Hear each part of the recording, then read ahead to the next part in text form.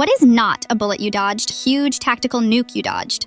It was one of those regular college nights. Nothing crazy, just me and my two best friends in the apartment, half a case of beer between us, Mario Kart on the TV, and that dumb kind of laughter that only happens at 1 a.m. when everyone's buzzed and tired. We were 21, dumb, and invincible. It hit around 1:30 a.m. that we were starving. No one had eaten since dinner, and suddenly it felt like the most important mission of our lives. I said, let's just make a tombstone. We had 2 frozen ones in the freezer, and I even turned the oven on. But one of them said he was good to drive and wanted McDonald's instead. The other one backed him up. He was always the sidekick, the easy yes. I said no, said it straight. Bad idea. We'd been drinking for hours. We weren't wasted, but none of us should have been behind a wheel. I figured they'd drop it. I even took his keys. Thought that was the end of it. I went to the bathroom. When I came back out, I noticed the keys were gone from the counter. Peeked out the window and sure enough, the car was gone. I remember saying it out loud. What an idiot. Then sitting down and finishing my beer, trying to pretend like it was nothing. 15 minutes passed, then 30, then 45. I figured the line at the drive-thru was long. Maybe they went to the other location. I threw the pizza in the oven just in case they came back hungry anyway. When it had been nearly an hour and a half, I couldn't shake the weird feeling crawling up my spine.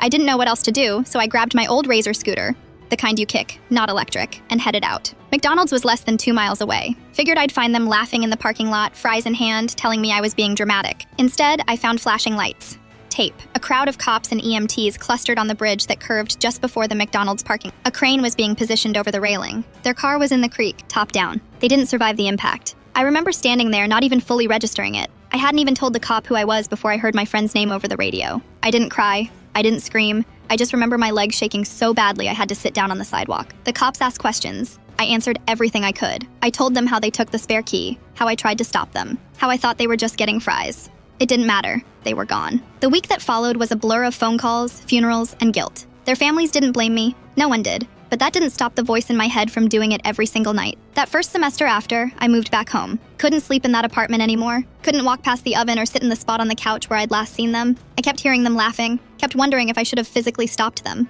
hidden the spare key, stayed in the living room. Grief counselors use the word survivor's guilt like it's something clinical. But it's not clinical. It's sitting on the floor of your childhood bedroom at 3 a.m. thinking about a curved bridge and a stupid car stereo playing music right before impact. It's hating yourself for eating pizza while they died. It took me years to get back behind the wheel. Years to feel okay ordering McDonald's. Even now, bridges make my hands sweat. I still take a breath when I pass that curve, even though they replaced the rail and repaved the whole road. There's no bullet in this story. No close call. I didn't almost go. I stayed behind, ate a frozen pizza, and rode a scooter out to find a scene I can't forget. I dodged a tactical nuke, but it left a crater in my life anyway.